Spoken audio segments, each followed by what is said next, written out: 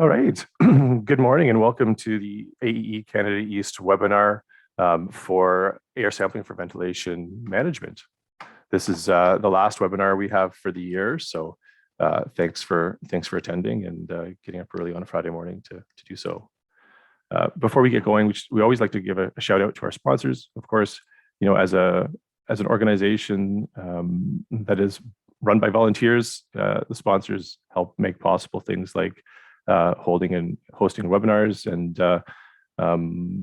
maintaining our website and connecting folks with training opportunities. So, you know, we've been very successful over the years in partnering with really great organizations across our region, and this year was no different, despite COVID fatigue. This will be the last time we thank this particular group of sponsors as we're coming to a close for this year, but it's important to us to do so at any rate. Of course, we are a chapter of the AEE, the Association of Energy Engineers. That's an international organization, and I've personally been part of it for a number of years, and I've found great value in being part of that organization. We are the local arm, if you will, of that organization, because they like to say that they are local, they are global, they are AEE, and their chapter network really is that the embodiment of the local connection to the organization. If you're not a member, we really, you know, we don't recommend. We encourage you to become one. There's a tremendous amount of value associated with being a member, from a break on book purchases to digital subscriptions, free webinars run from across the world, in fact, and a number of other things. So, you know, if you haven't investigated AEE as a association for you professionally, then we do encourage you to have a look. Just a little bit of housekeeping, of course, for this webinar. We're in webinar mode, which means we don't see or hear you. And that means that for you to interact with us and with our speaker, we need to do that through the Q&A function. So if you look at your Zoom interface, you'll find a little button called Q&A. We encourage you to put your questions in at any time. Today, we're planning on holding the questions to the end to have a kind of a more robust conversation following the presentation. So when you do put your questions in, if you could just put a reference to the slide that you're asking the question on, that would be fantastic. And we'll make sure that we do our best to get around to all of them when the speaker is done. So now I'm going to hand the floor over to Mark, and Mark's going to introduce the speaker for today. Thanks, Andrew. So today, like Andrew said, we're looking at air sampling for ventilation management, and there's going to be a lot of applications for this, as Effie is going to get into.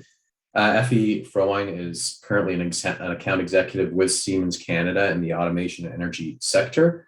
He's been working in the field of indoor air quality and reducing energy and operational costs in hospitals, labs, public spaces for several years. He primarily worked with the AQGARD.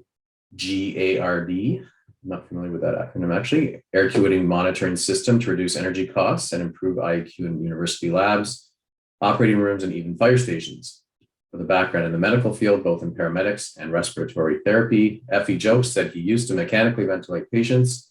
Now he mechanically ventilates buildings. When Effie is not presenting to large companies and organizations about reducing their carbon footprint while maximizing ventilation accurately, he can be found hiking with his family or photographing birds in nature.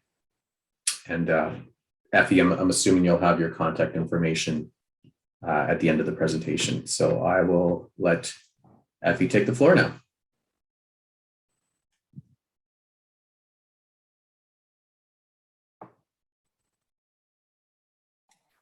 Okay, good morning. Thank you very much, Mark.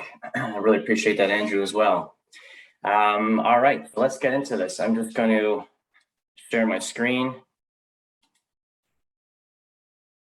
There we go.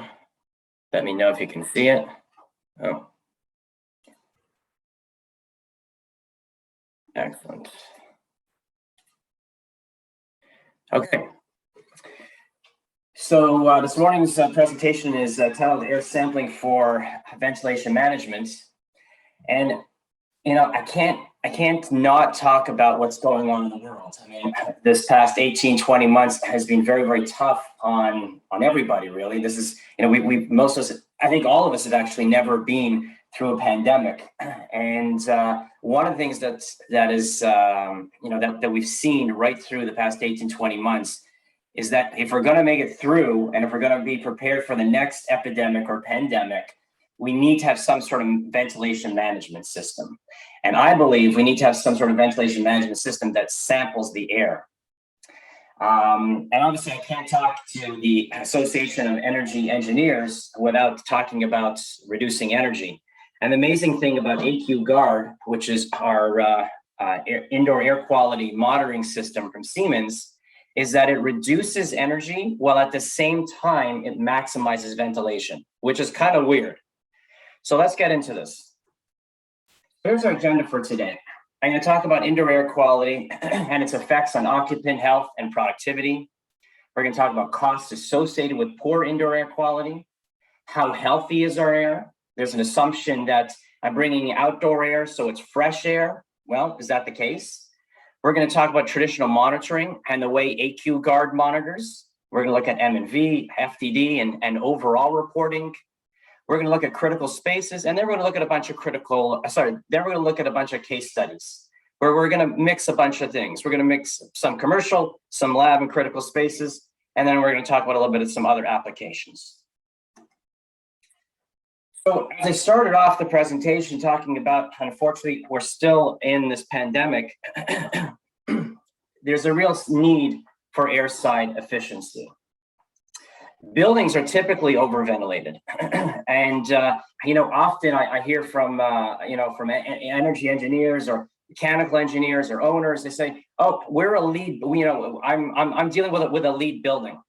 That's great, but research has shown that 5-10 years down the line, there's actually more energy being used, higher operating costs. Oh, but we're a lead building. We're very tight on our energy. We've got very great energy controls. Well, research shows that they're overventilated, and I'll explain why a little bit later.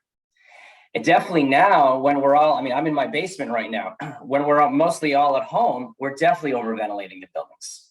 And utility costs are not going down; they're only going up. So if we're overventilating our buildings, we're going to have higher utility costs.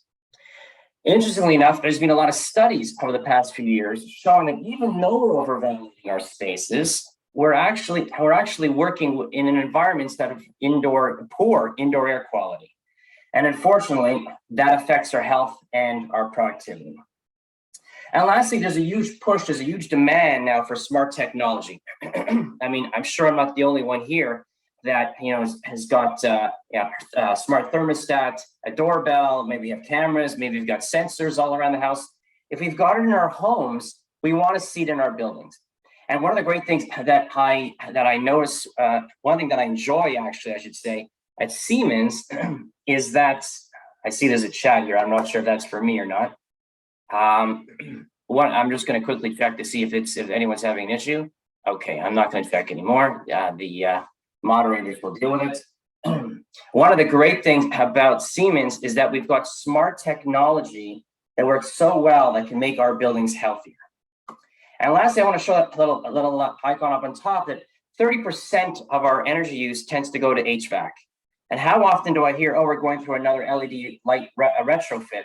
And I always say, well, what about the HVAC? Anyhow, something to think about.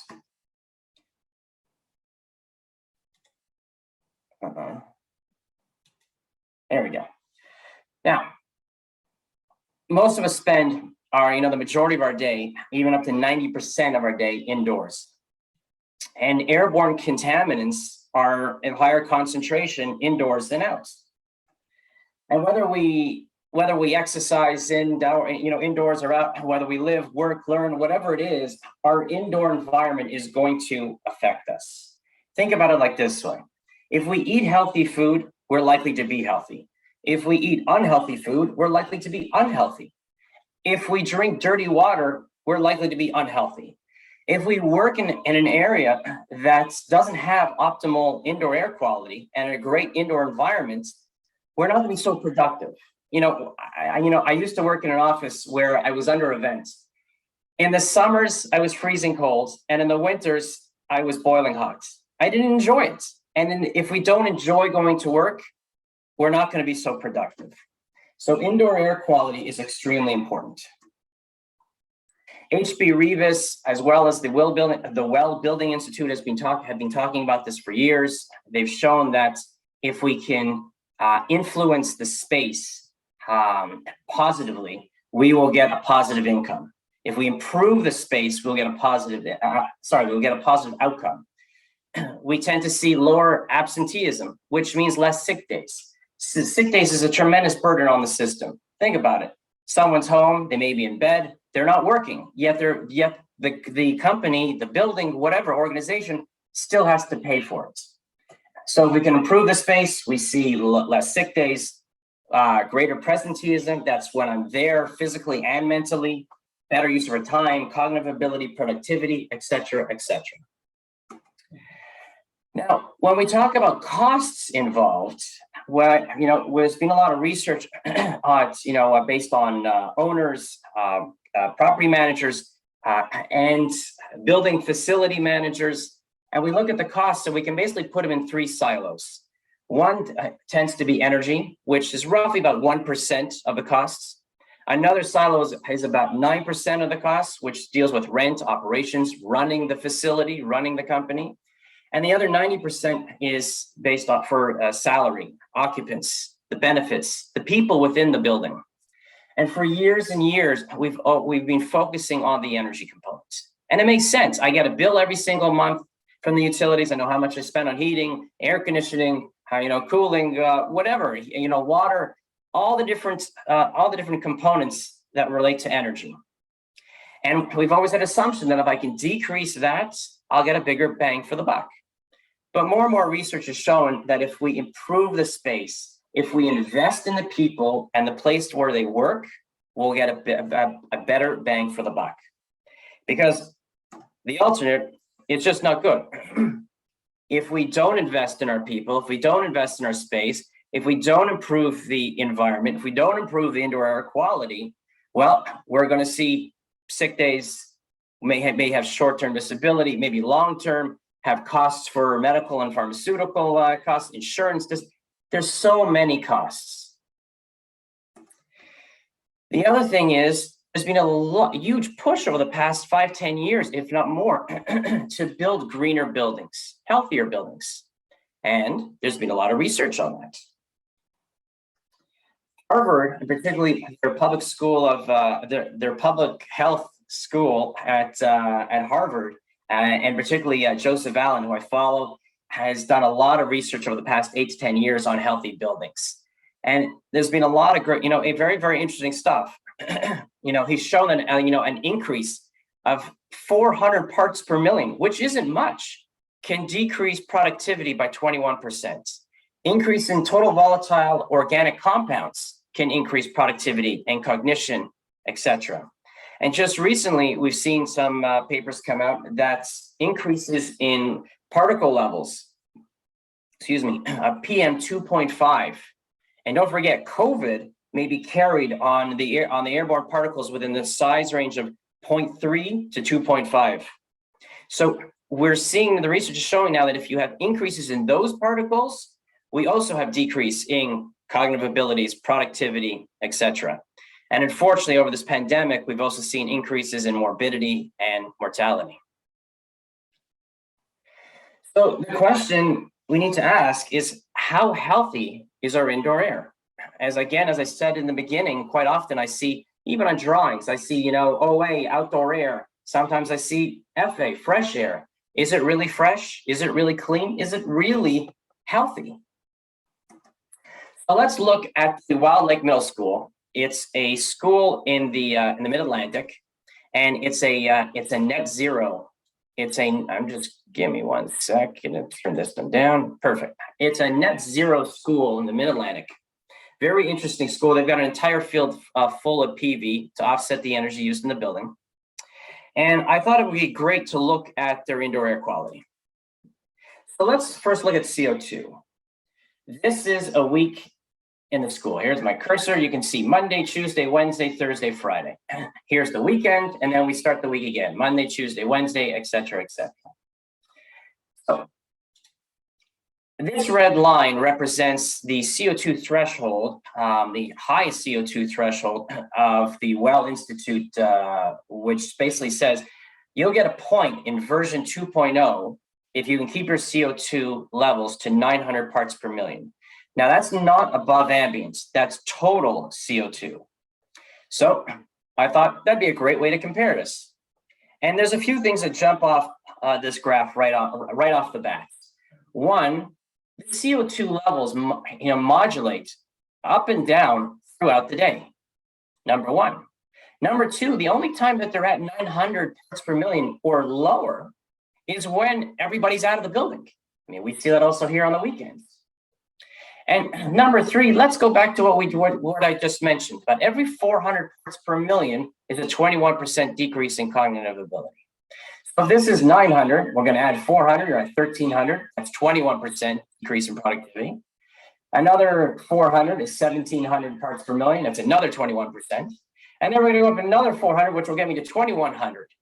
Okay, that's almost 3 times as much as what as we were saying. It's about 60% of a decrease in productivity and cognitive abilities.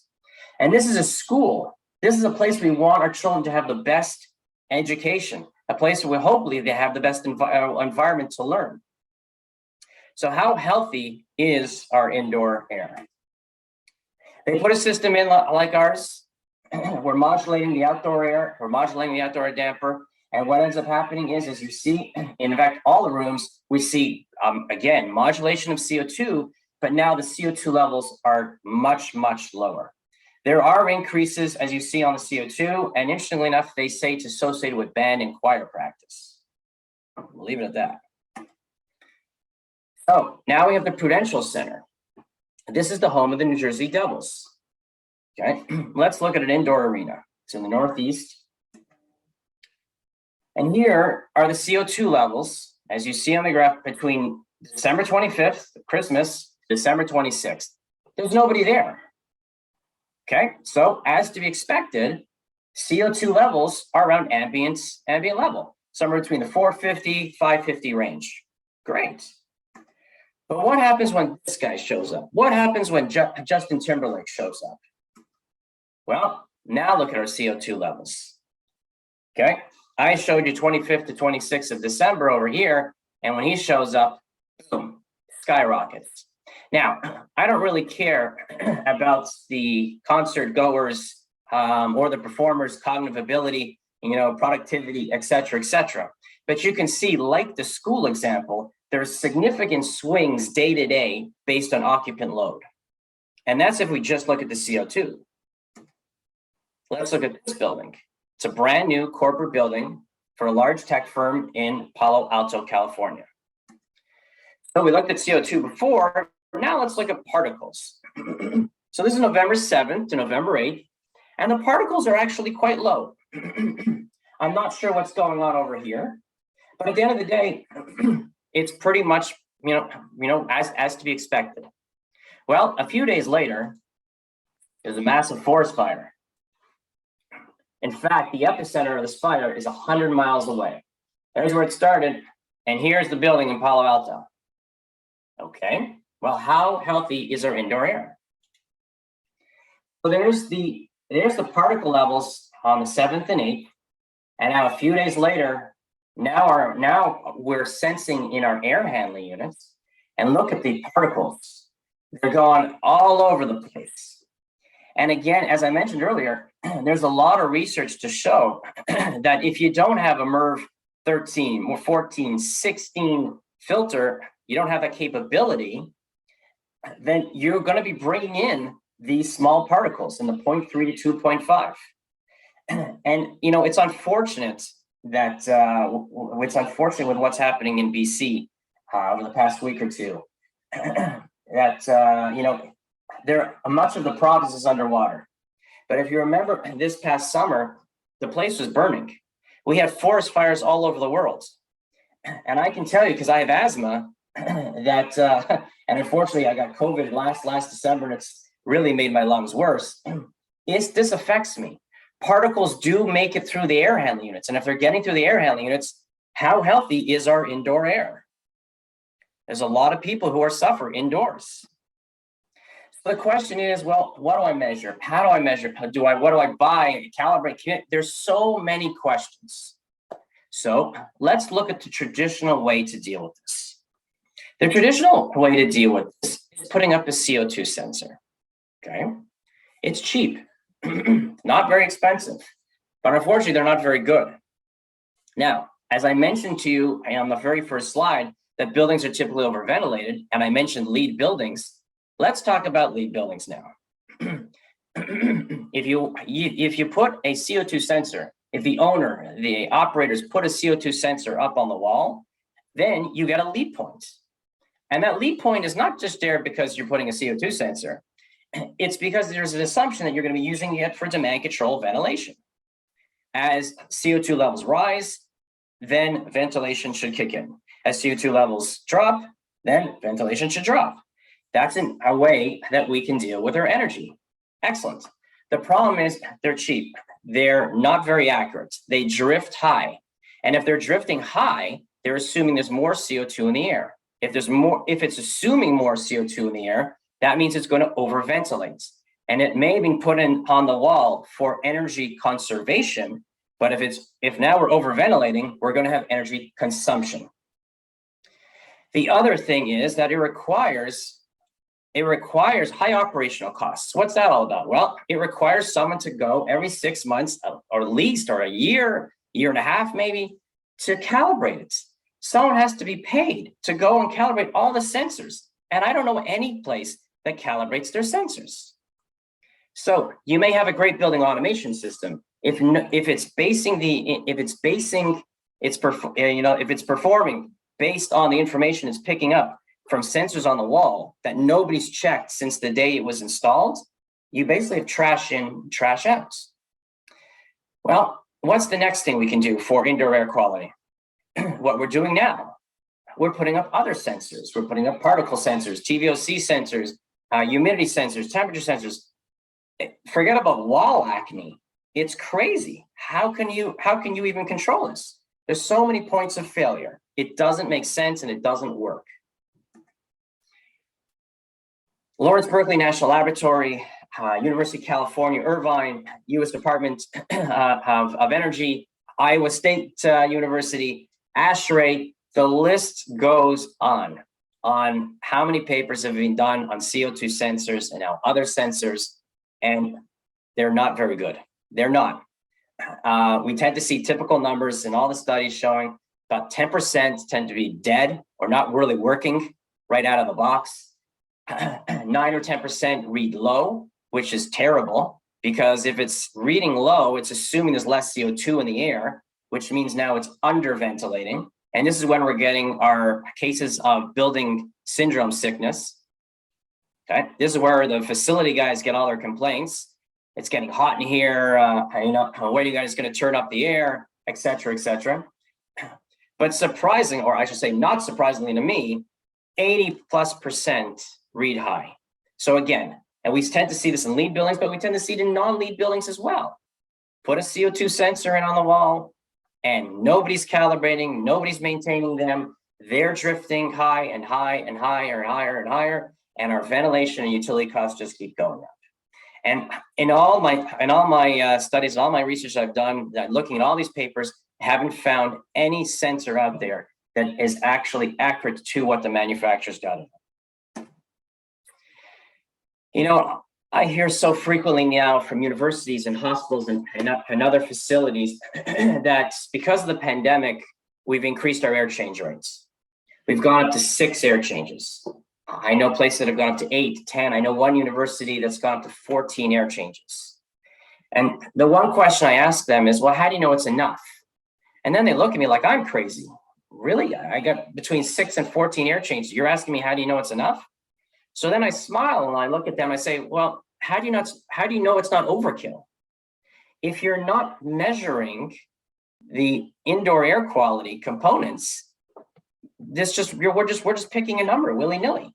It doesn't make sense to me. It doesn't make sense to many people. You can't manage what you don't measure. And AQ Guard accurately and precisely measures, manages, and communicates air quality extremely well. So let's look at our system. Here's our system. We've got our sensors, up to 6 sensors in a NEMA rated box in the mechanical room. That's what we call our sensor suite.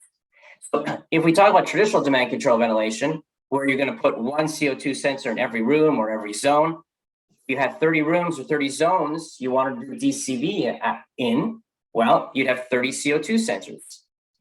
I'd only have one. Okay. If you want now TVOC, well, if you had 30 rooms, 30 zones, you have 30 TVOC sensors. I'd only have one. If you have particles, dew point, temperature, you'd have 30 of each of those. I'd only have one. I'd have one CO2, one particle sensor, microparticle sensor, by the way, one dew point sensor, one temperature, one, what did I say? CO, CO2, TVOCs, particles, temperature, and humidity. Okay. And now what we got 2 vacuum pumps. They're always on. And what we're doing is we're pulling air. We're pulling air from the areas that we are monitoring. Okay. We're always going to take a reference sample from outside air, either outside the building as a true reference, or in a dedicated outdoor air system, or in a makeup air units. But we need a reference of true outside air.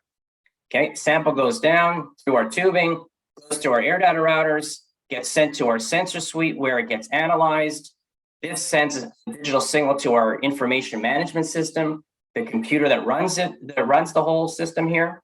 That sends a signal to the building automation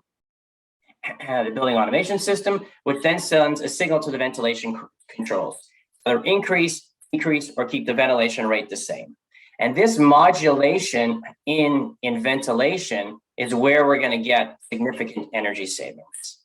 And by the way, these rooms could say anything, any place you're bringing in air, whether it's a lab room, a conference room, a classroom, a casino, a courthouse, a cafeteria, art gallery, whatever it is. The other amazing thing about our system is it's a multi-parameter demand control ventilation system. It's not only modulating ventilation based on CO2 or occupancy. This is it's modulating ventilation based on TVOCs, particles, dew point, temperature, CO, CO2, etc.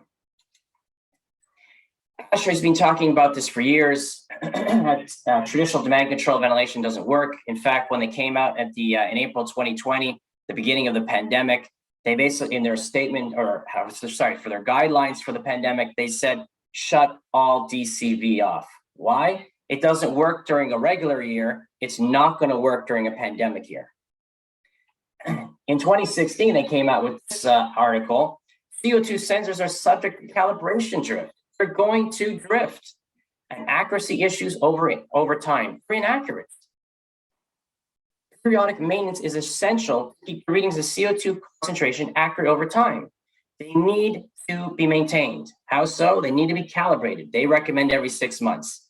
But someone needs to go and check them at least every year, maybe 2 years. But if nobody's looking at them, how do you know they're even working? A system that uses a single sensor with multiple air sampling ports will likely result in the most accurate CO2 readings. Sounds like the system I just showed. A system with separate zone air and primary air sensors, the sensors within the air handling unit and in the rooms, will likely result in the least accurate CO2 readings. So let's look at it again. You got our air handling units. We've got any number of rooms, whatever we're bringing in outside air. We're going to be exhausting the air. There's our sensor suite. Again, the NEMA rated box in the mechanical room. There's our vacuum pumps. One's always going to be on. We know that's going to likely go down at some point. The next one's going to kick in. There's our server or information management system, the brains of the system. It's connected to the building automation via BACnet IP. Here's our green tubing. And by the way, nobody sees this. It's all in the mechanical room, all in the mechanical room. Here's our green tubing that comes out, and now it's above the drop-down ceilings into the hallways. Our air data routers is now there, so we can split it up and now go into the actual rooms. We're going to have a supply air reference probe. And any place that has a general exhaust duct, we're going to use a general exhaust duct probe. And anywhere that doesn't is either going to have a room sampling port or our architectural wall probe. And at time equals 0, the solenoids are closed, but at time equals 1, our solid lines open up, and now we are taking air samples and we're doing multi-parameter demand control ventilation. It's an extremely accurate system. How so? Well, we use industrial grade, highly accurate sensors. Sensors you just couldn't put up in every room, number one. Number two, ASHRAE recommends using differential sensing. What does that mean? Well, differential sensing means I'm gonna take a sample of air and I'm gonna pass it over any of these sensors. Let's take the CO2 sensor, for example. I'm gonna take a sample of air from this room and I'm gonna pass it over that very same sensor. By doing that, I now cancel out any sensor error. So I can deliver to you or the customer, whoever, 100% error-free sensing. That's huge. I don't know any other system that does that. The other thing, the other way that our system is extremely accurate is calibration. We come in every 6 months, we pop out the sensors, we send them to our calibration lab in Boston. We put either new sensors or newly calibrated sensors in, and now we just calibrated the building. So when we come in every 6 months, and 6 months after that, and after that, and after that, you're guaranteed to have the highest accurate sensing on the markets. So let's look at some reporting. Well, if you get onto our dashboard, you'll be able to see the different parameters that we are monitoring, the different rooms that we're monitoring. In fact, there's about up to 200 actionable analytics that we can get off our dashboard. We can get a ranking of best and worst performing rooms. Go to room 260. I see here it's blue, so I can click on it. It tells me there's 20 occurrences that we've had to increase the airflow. Well, let me click on it. Let's see what's going on. Okay. We can show the information on our dashboard in multiple ways: graphs, charts, and different other analytics, trends, etc. We can show it either on a computer, a laptop, a tablet. And in 2019, we actually came out with an app. How great is that? You walk, 19-year-old Billy walks onto Acme University. His first day of school there, and he says, "Hey, Acme University," sees a big sign, "Acme University, cares about you. Download this app." Okay, whatever, takes out a smartphone, downloads the app. Wherever he goes, if we're monitoring, he'll get an indoor air quality measure. He'll get a rating. In this case, it's 90 out of 100. We want to bring people back to the office. We want to show them that we're investing in them. We care about them. We care about their health. This gives the reassurance that they need. So let's go to that very first slide that I had right in the beginning. And I mentioned buildings are typically overventilated, driving up utility costs, especially when occupants are not even in the office right now. Nobody's there. So we're just ventilating and ventilating and ventilating. But what's going to happen when we return? No problem. We're going to drive energy and OpEx down by using multi-parameter demand control ventilation with our system. I talked about recent studies showing that even though we are overventilating, we still have poor indoor air quality. And that affects our productivity. No problem. We're going to improve the IEQ by maximizing ventilation accurately when needed. Don't set it and forget it. Before the pandemic, the two things that everybody was talking about was climate and US politics. Everybody was talking about Trump or carbon, our carbon footprints. And now during the pandemic, we've increased the air change rates and we've thrown our energy and our carbon emission targets out the window. There's no need to do that. With our system, we keep the energy and carbon footprints targets in check. We talked about smart tech. Well, AQ Guard is smart tech. It will improve the workspace. It will bring the occupants back. It will improve their well-being, and it will reduce energy costs. Now, one of the things that I mentioned in the beginning that I love about Siemens is that we've got a lot of smart tech. And the smart tech all integrates really well. It all talks to each other really, really well. And there's been a lot of research shown, whether it's the Department of Energy, Lawrence Berkeley National Labs, University of California, and other places have shown that if we have integration, we've got a smart system then we actually see even more energy and op cost reduction. So then the question is, in a commercial building, for example, where's, what do I do? How do I fit it out with AQ Guard? Well, I'd suggest putting a sense location in all the main or critical areas. Put it in your conference rooms, your critical zones, and also put them in your open concept offices, your open areas, every 2,500 to 3,500 square feet. And definitely, we want to have CO2, TOC, microparticles, dew point, and temp sensing. It's a must. So let's look at some commercial case studies. We got the Bank of America Tower in Manhattan. This is actually, and by the way, LEED Platinum. Everyone says, "Oh, we're LEED Platinum. We're super energy efficient." Great. That's lovely. But what's happening with the indoor air quality? What's happening with your HVAC? Well, interesting enough, they actually budgeted to have 2 people to calibrate all the sensors, starting on the bottom floor, taking the elevator up and working their way all the way up. And then when they did that, we'll go all the way back down again and start over again. We came in there and said, that's ridiculous. We'll monitor for 6 parameters. We can calibrate in less than a week. And we'll get you the best indoor air quality. They love the idea. They installed it everywhere. And in fact, they've got even our app, they've got by the elevators, there's a little tablet there, and it shows the indoor air quality. Now what they're doing is not only are they charging more money because it's downtown Manhattan, but now they're charging even more money to their tenants because saying, hey, it's boutique space with optimized ventilation. And people are going for it. Beautiful, beautiful building. The PNC Tower in Pittsburgh is an interesting case. I don't know if it's still the greenest office tower in the world, but they have chilled beams. They're cooling the facility with chilled beams. And the discussion around, before they open is, well, what do we do? Do we put hundreds of humidity sensors around? Or is there something else on the market that would do a better job? Again, they chose a system. We reduced we actually saved them $250,000 in first cost savings. And what I'm referring to is in this case is the Air Acuity system, which is now what we call AQ Guard, as I mentioned earlier.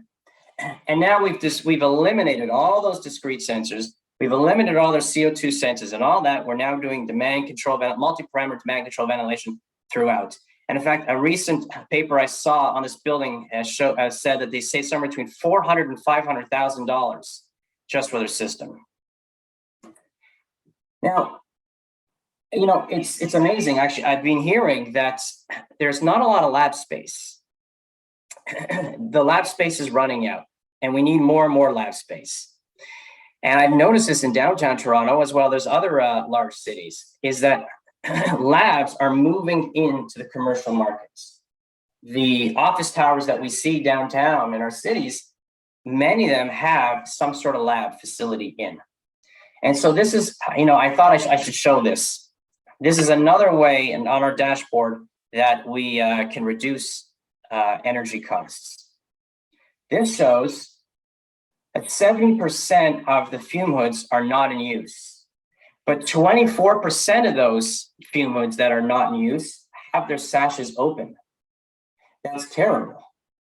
Let's look at this. Room 154, hood 1, has had its sash open for 100% of the time over the past 7 days. This needs to be closed because now we're just exhausting air. We're just burning energy dollars needlessly. In fact, this slide here I got from Ian McDermott from UHN, he showed that when the sashes were open in PMCRT, or now what used to be known as Mars, they were exhausting 90,000 CFM. And when they closed their sashes, they were only exhausting 20,000 CFM. That's a massive reduction. That's a massive amount of savings. So, this system can save a significant amount of money. In fact, they're using a system in a very large university in the States. And this is one of the ways that we can actually show the data to the owner. And they click on this little red dot here, and it says that this fume hood in room 65 has had its sash open for 6 days, 23 hours, and 59 minutes, which translates to 58% of the time this year, the sash has been left open, which translates into a loss of $31,000. And what they're doing in this university is they've got a fourth-year science TA who logs on every week or every 2 weeks, sees what are the rooms that are burning up energy, taking a screenshot of this, printing it off and putting it on the sash and say, hey, you guys got to close your sashes. There are other benefits to sampling of air, other benefits to our ventilation management system. Health and safety love us. This is November 12th to December 31st. By the way, this is actually in the Texas Children's Hospital in their labs. And let's look at this pink line here. It's the level of TVOCs. Sorry, it's level of TVOCs. It only shows up once on this graph. So everything to the left and everything to the right of it is energy and op cost reduction. But something happened in this lab on this day. Now, I don't know what the right air change rate is, but this is powerful information for the health and safety guys to go over to the lab guys and say, what actually happened here that we now needed, we had to increase our air change rates because your TVOCs went to 7. Again, at 1, we go to full purge. So something's going on. Let's look at this, chart. Again, November 12th, December 31st, in the same facility. There's something going on in lab 760 BCET, whatever. Well, what happens? There's a scientist who's been there for over 20 years. Scientist was using xylene, which is highly carcinogenic and affects male and female reproductive system. The scientist thought that he or she was exhausting this out to the outside of the building. However, it turns out that the scientist was using a biological safety cabinet, and it was being re-drained and circulated throughout the lab. I don't know the health status of the other people in that lab, but thank God they had a system like ours, and the health and safety guys actually picked up on it and told the scientists, you need to be using that thing next to it, the fume hood, not the biological safety cabinets. ASHRAE has been saying for many, many years that we can reduce by reducing ventilation requirements in laboratories, and vivariums can provide opportunities for energy savings. And as long as the air is sensed to be clean, we can reduce the air change rate to 2 air changes per hour. ASHRAE's been saying it for many years. And I think now we're starting to see more of the air acuity, the AQ guard getting into labs. And by modulating the ventilation in a lab, we can save about 40 to 60% energy costs. This is a picture of high plume discharge exhaust fans, courtesy of a buddy of mine, Doug Ross from MK Plastics. And I'm noticing these on more and more buildings. Now I said, what's going on? Well, again, as I mentioned before, there's not a lot of room, a lot of space for labs. And so what they're doing is they're going now into commercial buildings. They're going into office towers. So what we do in the lab, which is right here, when we modulate the ventilation, more air when you need it, less air when you don't. If the air is sensed to be clean, let's reduce the air in a lab. When the air is unclean, then the solution to pollution is dilution. Let's increase the air change rates. However, when the air is sensed to be clean here, now we've reduced the air change rate down to 2, for example, then the air in the plenum, in the exhaust plenum, is likely to be clean as well. And if it is, we're going to be sensing, or we have a system here just for the exhaust fans. And if it is, then we can reduce the exit velocity. So from 3,000 feet per minute down to 1,500 feet per minute. Or in some cases, we can even go to 750 feet per minute. And that is basically translates to another 20% more energy reduction. Vivariums are huge energy hogs. They're typically ventilated between 15 and 20 air changes. However, the CCAC guidelines changed their ventilation requirements in 2019. They said if you're using a system like ours, there's no minimum ventilation requirements. Now, I'm not telling you to turn off the ventilation system in a vivarium, But we can now ventilate between 6 to 8 air changes, and only when we need it, let's say bedding changes or moving an animal from one room to another or whatever it is, increase that ventilation. When the air is sensed to be clean, drop the ventilation down, saving 40 to 60% of energy costs, which is huge. So let's jump in and let's look at an interesting case study. This is, again, courtesy of Ian McDermott from University Health Network. This is Mars or PMCRT downtown in Toronto. As you see here, it looks very researchy. It looks very life science oriented. And much of it is. However, the interesting thing about this building is you do have non-life science tenants. Facebook is there, PayPal is there. You've got offices for Toronto Public Health, as well as other non-science, non-lab tenants. So let's look at one of the floors. We've got our sensor suite. They actually wanted a split system. They wanted a sensor suite on each ends of the floor.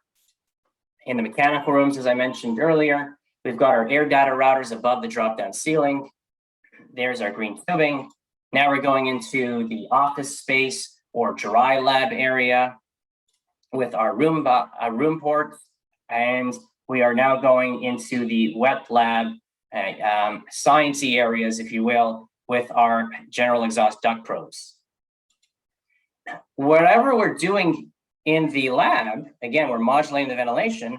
We're also modulating the exit velocity, as I just went over on the high plume discharge exhaust fans. Before the system went in, they were at 480 horsepower. Now they're roughly at 155 horsepower, which is a savings of 325 horsepower, which is a lot. Now, before it was known as AQ Guard, it was known as Aircuity, and before that it was known as Optinet. But regardless of the name, this is a graph just to show you what they were exhausting before they had the system implemented. Blue is their targets, and their green is their monthly. Look at the amount of that they're actually exhausting here. That is massive savings. In fact, the electricity alone over 6.5 years is saving about $4.4 million. The same time frame, they're saving $5.4 million in steam. Huge. In fact, the first 6 months alone, they've saved 36 million pounds of steam. So the system is in a few floors in Mars or PMCRT. It's in a few floors of KDT. It's also on their exhaust fans in both of their buildings. And they're saving roughly $11.2 million over the past 6.5 years combined. Which roughly comes out to 1.7 million a year. And everybody's talking about reducing carbon emissions. Well, they reduced their carbon. They've reduced 25,000 metric tons of CO2.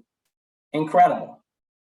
Now, as I showed, throughout the presentation, this system can be used anywhere. So let's go back to the Prudential Center, home of the New Jersey Devils. These guys claim to have the best ice in the NHL because they have very tight humidity control thanks to the system. They're using multi-parameter demand control ventilation, which is much more cost effective than putting hundreds of sensors. They actually, look, there's a very interesting paper, I can send it to you if you'd like. There are hundreds of sensors that they were going to put around. And I said, it's ridiculous. So they saved a lot of money, first cost and op cost with the system implemented. So regardless if Justin Timberlake is there on one night or a few days later, you got UFC or you got the USA Gymnastics, or you got those monster trucks a few days later, they are saving a significant amount of energy and op cost dollars. I wanted to show Apple headquarters. It's a really cool facility. It actually can be seen from space. And interestingly enough, it's 1 mile across in circumference.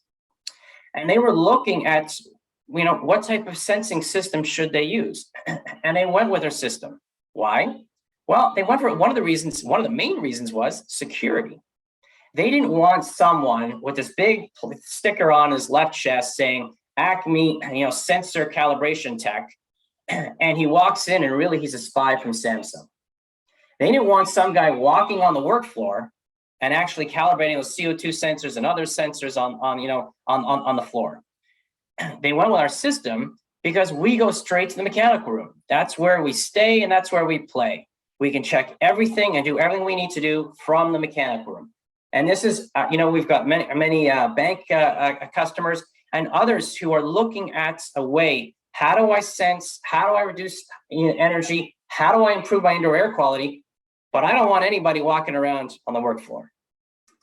Now, as you know, Apple, they like everything cool and fancy looking, that. And Acuity came up with an architectural wall probe. It's 1.5 inches in diameter, and it's very inconspicuous, and it does everything that a normal room probe does. So whether we're sensing in libraries, museums, whether it's in North America or whether it's in the Middle East, or whether you got art galleries looking for tight humidity control, et cetera, even the Mob Museum, it makes sense to have a ventilation management system that is sampling indoor air. Casinos are a big thing. I mean, these guys, I was just speaking to someone about a large casino that's coming up. I said, we're pumping in lots of air. We're gonna make everybody very, very happy. We're hoping that they're gonna spend lots of money. Great, but what about the, how many people are there on, Christmas Eve versus March 31st? We need to measure accurately. We need to be sensing for multiple parameters, and we need to modulate that ventilation. And by modulating that ventilation, that is where we're going to see our energy and op cost reduction. Here's a whole bunch of applications, whether it's labs, whether it's vivariums, whether it's public spaces, whether it's healthcare. Again, if you bring in any outdoor air, then this system can be used. Some of our customers, whether it's in Ontario, whether it's all around, from pharmaceutical to healthcare to university to banks, you name it, we got it. Thank you very much.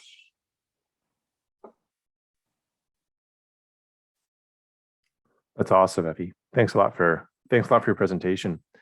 There are a number of questions actually that have been kind of filtering in. So maybe we can ask a few of them. One of them, I think we should start off early on, is somebody asked, who is there a body out there to hold sensor manufacturers accountable for the fact that they're being shipped uncalibrated or faulty? No. No. And that is the unfortunate thing. I mean, I know one building, for example, it's got over 120 CO2 sensors.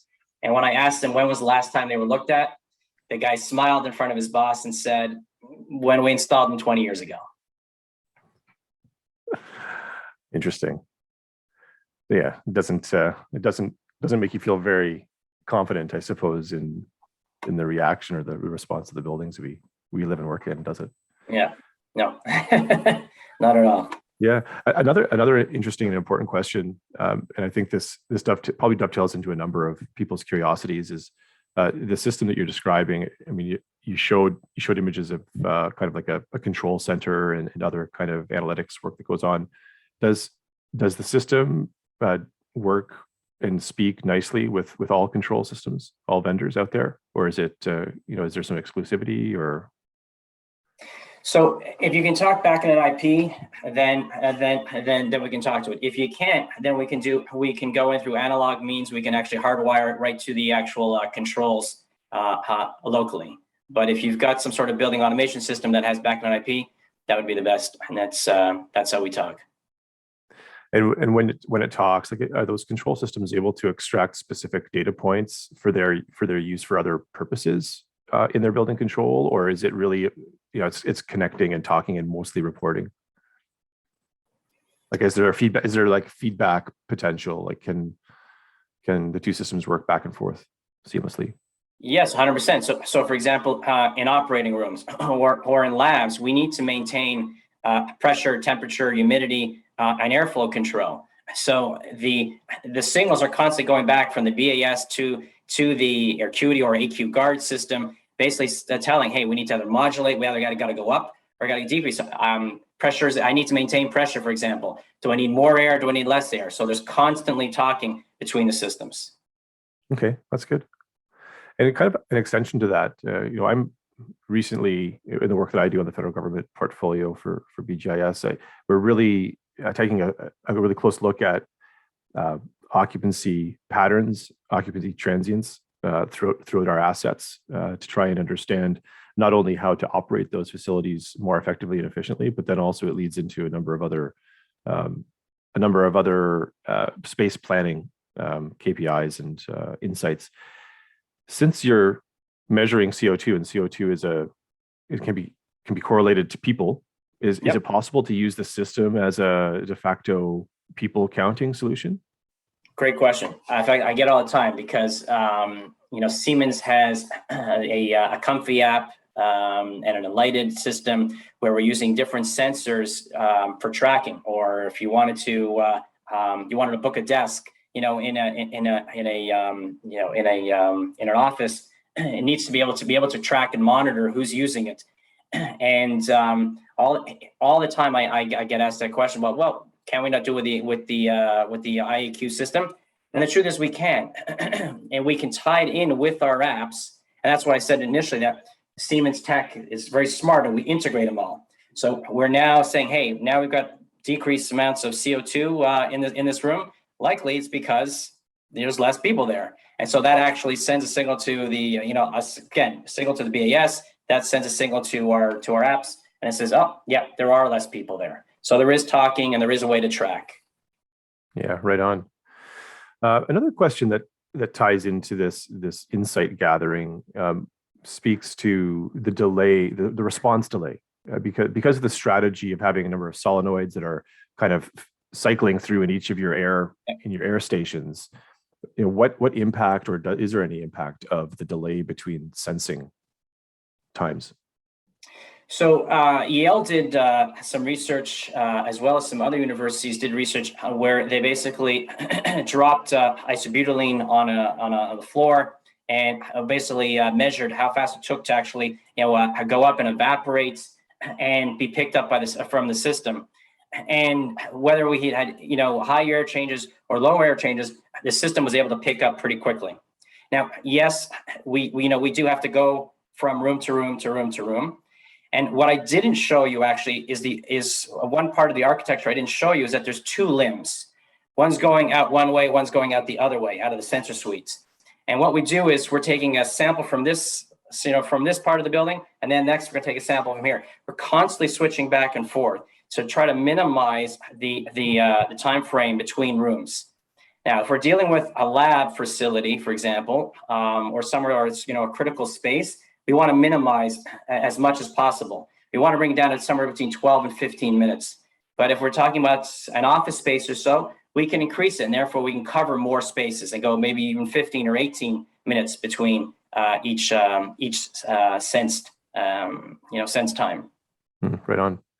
And that segues really well into another question that came through the chat, and that is regarding the application of the technology in by building size and type, right? So many of the examples you gave were buildings that had either extremely high ventilation rates due to whatever's happening on the inside, be it labs, vivariums, or otherwise, or buildings that had exceptionally high occupancy rates, like the assembly type spaces.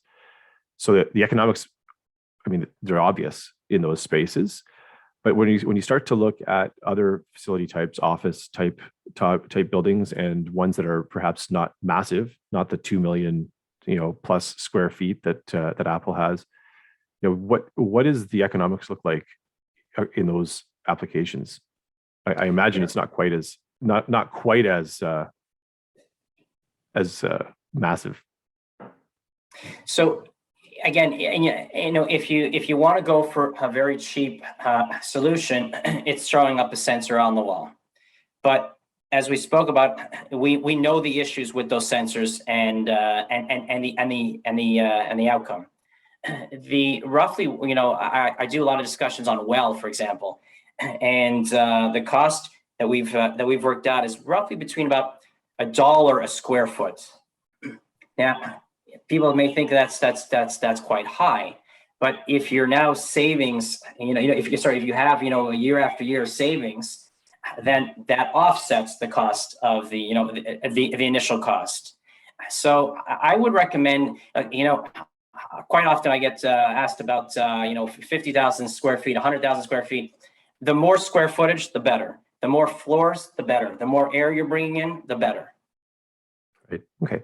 But because the modularity of the system, it is still cost competitive, I guess, for smaller footprint office spaces, for instance. Yes, Is that, I would definitely say so. Okay. But I'd have to, I'd really have to speak to it, case by case. Of course. Yeah. I mean, it goes without saying pretty well. Any technology is that way, right? Like they're designed broadly for the market, but there's application specifics that you can't always plan for. Yeah. There's another question, and again, this speaks to the kind of the depth and breadth of your like market penetration potential, and that is, can the system be used in an industrial environment to sense industrial type particles? So that's a very interesting question. We are actually in manufacturing plants. If you think about large warehouses or so, if they're bringing in massive amounts of air, and now they want to reduce that amount of air, this is actually a great way to actually reduce it. Right. And Okay. it can be used, and it has been used. Is there any extra filtration necessary on your sample ports to make sure that larger particles don't get in and foul up the system? So we do have filters on the system, pre and post, and in order to make sure that nothing can get through. Okay, and this is my question. The pre-filter, does the particulate that sticks to that filter, does that influence the sensor outputs? As particulate builds. Great question. So it's actually all the brains of the system is actually not in the sensors and not in any other components, but the actual tubing. It's a hydrocarbon. It's electrically inert. It's able to allow stuff to go through and not stick to the insides or to any of the components within, so that a sample picked up in room 1 isn't going to now taint sample in room 2 and room 3 and room 4 or 5. So nothing gets stuck to it. However, when it comes to TVOCs, that does start to affect the sensor over time. And that's why we stick to those 6 months times. If you're in a lab or critical space, we know TVOCs are going to increase, and it's going to affect the actual sensor. It needs to be changed every 6 months. Okay, excellent. So there's one other question that I haven't kind of, I think, got to, and it's an interesting one. The pandemic has done a bunch of things for us, right? So it's forced everybody home. So now we make our office in our home. So mine happens to be in my basement. Other people work at their dining room table, and sometimes they're on their couch. So now we've shifted our working environment to the home. So I know that the system probably doesn't cater itself to the home environment, but you've been in the business for a while. So is there something that we can do in our homes to have better control over our productivity and our health and wellness in a residential environment? Sure, 100%. Open up the window. I mean, allow more fresh air in. As much as possible. Increase humidity as well. Humidity grabs large particles, brings it all the way down. So now we have a more healthier breathing zone. Yeah, right on. Yeah, it's interesting, right? Like this situation has really impacted us in ways that perhaps we didn't contemplate at the beginning. No. Teleworking, I've come to enjoy it actually, and I didn't think I would. So listen, we really appreciate that you came on today and shared your insights with us. I think this is a really interesting. It's a really interesting solution, and I think it potentially has broad appeal across a number of market segments. So I think it was really really great that you took the time and answering the questions so openly. It's fantastic. You had your contact information on your last slide. Do you want me to show it? Yeah, do you mind posting it back up one more time for those people who are still lingering and might want to reach out to you directly for a quote or some other information? Yeah. I do have one question, Effie. It's Mark here. Yep. This is an air acuity system, correct? Correct. So just to give a bit of a background, I didn't actually mention it, but Siemens is actually one of the largest air acuity providers in the world. Number one. Number two, in Ontario, there's a distributor here, and we got the rights and we've ratified an OEM agreement as of July 1st, 2021. So this past summer. And that's why we're selling it under AQ Guard as opposed to Air Acuity. Currently, I saw both being mentioned. So, but my main question was, since we're all engineers, mostly engineers and consultants here, it's typically our customers, and even for ourselves, we like to get more than one quote. Do you know if there's any other products that compete on the market that, if we just need to get a comparative price? Because sole sourcing is always difficult, right? So it's good to know if there's other competing products on the market that you're aware of. So I know there's been some people who've left, Air Acuity, for example, and started up their own systems, all that. As far as I know about those systems, they don't have the capability and the accuracy as ours. They don't have the ability to do the calibration as our lab does in Boston. I mean, we've been around for over 20 years. We're well established. We're in close to 300 universities around the world. We're hundreds in healthcare facilities as well. They just don't have the ability, to do what Air Acuity does, and the sensing capability is also just not there in a lot of these systems. Yeah, and it's a great question though, Mark, because so some, like for me in particular, working in the federal government environment, it's a performance spec that we have to put on the street. So it does turn into a challenge, Effie, and I'm sure you can appreciate it when we're trying to bid systems and for retrofit or new construction. We're always looking for how we can describe a system that doesn't necessarily point to one specific manufacturer, but at any rate, it's thanks again for your transparency on that. It's good. I think about this. The spec calls for a certain type of sensor. What's actually being installed at the end of the day? Once they, tender's done and then they start value engineering everything out, you may have a $500 or $1,000 sensor that's they want on the wall, but what actually gets put on the wall is sometimes very, very different. Yeah, you're right. And if there's nobody holding anybody to account, then well, we know what we end up with. We know we live and we work in these buildings. So excellent. Again, thanks again, Effie, for coming on and for answering our questions and for sharing your insights. Much appreciated. As I said earlier, guys, this is the last webinar for the AEE Canada East chapter for this calendar year. We do have a whole nother round of webinars planned for 2022. So please keep posted, keep active on our LinkedIn site. You can follow us on LinkedIn. Lots of updates go there. If you have questions or suggestions for additional webinars or future webinars, please share them with us that way as well. Be very happy to hear your feedback, and have a wonderful rest of your day. We appreciate you coming on, and stay safe, stay healthy. Thank you. Cheers. Take care. Be well.